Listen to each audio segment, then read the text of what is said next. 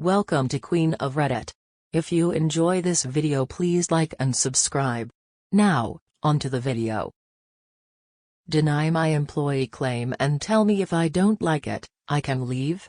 I'll withdraw everything from your company and watch you disintegrate. I have a story that started before the COVID pandemic and just concluded a while back. Obligatory first-time poster and English is my third language, so forgive any errors I may make in my use of words. I am a typical simple guy who just likes relaxing and was born with the proverbial silver spoon in my mouth. I am the black sheep of my family and a middle child to boot, double whammy, but I at least have a little brains and some luck, which I kind of use on a day-to-day basis. Due to my parents' connections, I managed to get into lucrative schools in my country, did my military service and was promoted upward to captain, and later on was shipped off to college out of country. I have never been too close with many people apart from my circle of friends, and I prefer it that way. After my college, I was employed in government, you guessed it, family connections, and after a few years was able to use my name to get ahead and meet people who helped me set up several businesses in my area, a coastal city, where this story happens. The money I used was generally allowances, small inheritance from my late grandma, some investments, a fund that was started when I was a baby, and money gifted to me by family, basically an attempt not leave me broke enough to embarrass them, even though I'm a simple low-maintenance fellow lol. My businesses are booming since the coastal area we live in attracts a lot of tourists, local and international, and of course some locals who wish to mingle with the tourists to get green cards, pen pals, spouses and such. Typical coastal city, I guess. The incident. As a proprietor of my businesses, I have most if not all of my staff on salary, since it's the best way for them to gain benefits and is easier for me as a business owner tax-wise. Tipping is more of a gift typically, since we do not have a tipping culture, and I have my staff on comprehensive medical insurance, which has additional dental and optical on top of the national governmental healthcare medical scheme. Our government hospitals provide all services free, but wait times for elective surgeries are exhausting.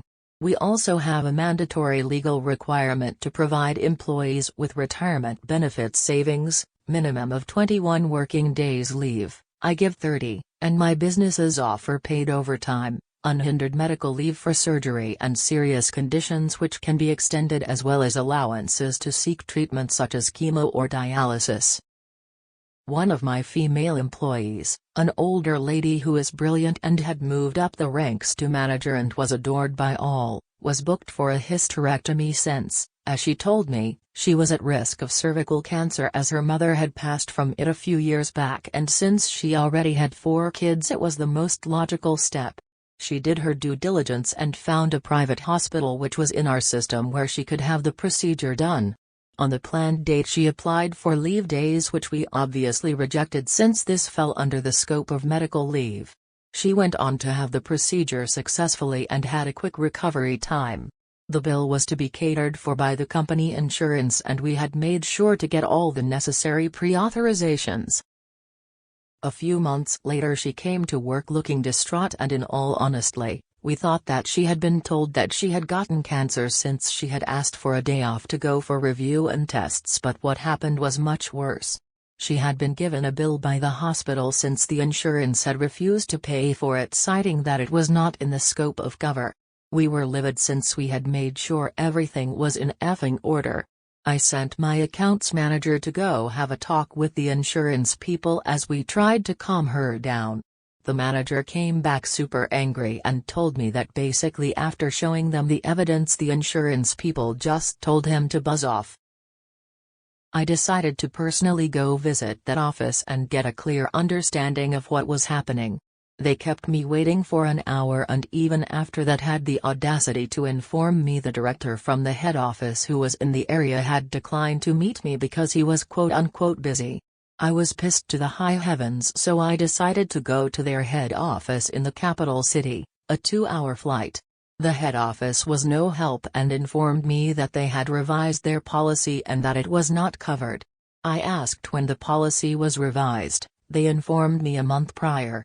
I informed them the surgery was done 5 months prior and we had all the documentations. They claimed that it was 12 months retrospective. I inquired why I was not informed of it since this was big news, and I have held policies with them, and they told me that they had informed their large clients and would inform the other clients when their insurances were due for renewal. I demanded to speak to their boss, company vice president, since the CEO was not around, and they boldly told me he had no time for me and frankly that, in verbatim, "We are a large company and have no time to argue semantics with low-end clients. If you don't like it, you can frankly leave and find a new insurance company." The revenge.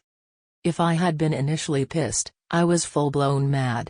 I was livid and filled with rage.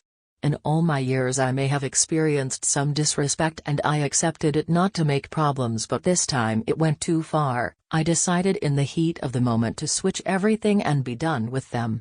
I flew back home and just plain went to the hospital and settled the bill in full and took the receipt to my employee, who initially insisted that she would do anything to pay me back, but I refused since it was no way her fault and I'll be damned if she pays for something that was way out of her control. I had a few days to cool down and talked with my directors. The words still etched on my mind. I asked how long it would take us to switch to another insurance. They went ahead and checked out a few large rivals of the insurance we had and discovered that if we switched it would take 6 months for the new insurance to provide full coverage.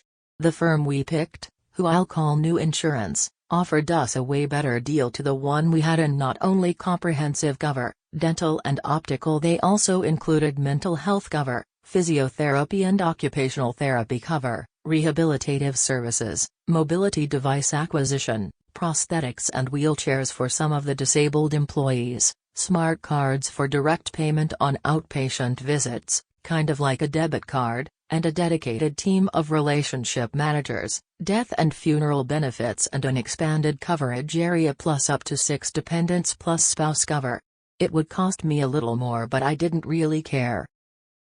The people who dealt with us from our previous insurance, who I'll call Old Insurance, seemed unfazed that I was pulling my company from them since they thought it was just a small business. They looked puzzled when I came in with several people and a few boxes of documents. What they failed to realize was that apart from that one business, which is a restaurant, I have 3 popular bars, a cab company, a hotel resort, cleaning service chain, a building and residential guard service, and several rental buildings in the town and around the country. Their shock was compounded when they were informed by the lawyer just who I am, and the shock, awe, confusion and panic when they heard my family name was an extremely satisfying sight. Cue the pleading and attempted negotiations and apologies. It was so big that the news reached their head office, who sent not only their director, the one who is apparently too big to see me, but also their chief legal officer, chief financial officer and president of the company. I somehow also earned a personalized call from their CEO, who was abroad.